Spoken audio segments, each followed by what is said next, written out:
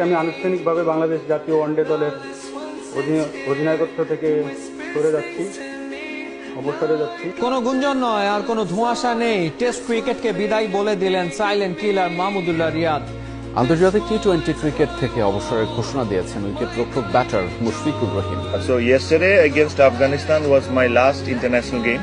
At this moment আমি নিজেকে অন্তত টি-20তে দেখছি না, আর সাউথ আফ্রিকা যেহেতু টেস্ট সিরিজ, আমার ইচ্ছা আছে যে লাস্ট সিরিজ হয়। সো বেসিক্যালি আপনারা বলতে পারেন যে মোটামুটি দুইটা ফরম্যাটে আমি আমার শেষটা অন্তত দেখছি।